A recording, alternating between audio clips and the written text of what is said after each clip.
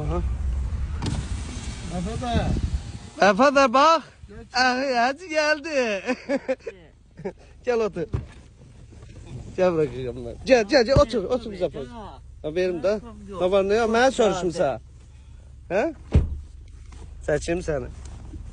Baba ne ya? Ha, yanımdadır Bəfi.